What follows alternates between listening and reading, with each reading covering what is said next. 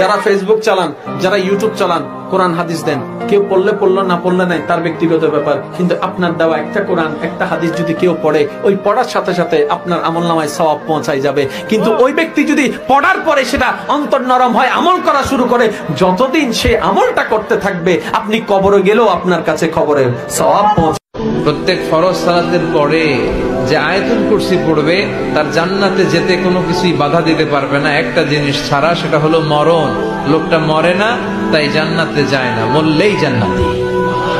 আল্লাহর প্রতি ভরসা রাখেন, আল্লাহ পাকের কাছে যা চাবেন ইনশাআল্লাহ পাবেন। আল্লাহর প্রতি যে ধারণা রাখবেন আল্লাহ তেমনই হবেন ইনশাআল্লাহ।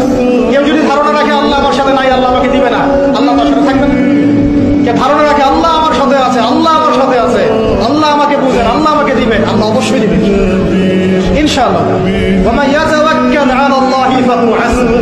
যে ব্যক্তি আল্লাহর প্রতি তাওয়াক্কুল করে আল্লাহ তার জন্য একদম যথেষ্ট। আপনি কোন আল্লাহকে ভুলে গেছেন? আমি অনেক লেকচারে বলেছি, প্রায়ই বলি কথাটা, যে আল্লাহ পাক ছাড়া সত্যিকার অর্থে আমাদের আপন বলে কেউ নাই। আমাদের উপরের মহলে, নিচের মহলে, পরিবারে, সমাজে, আত্মীয় স্বজন, স্ত্রী সন্তান অনেকে আছে, সত্যিকার অর্থে আল্লাহর মতো আপন আমাদের কেউ নাই।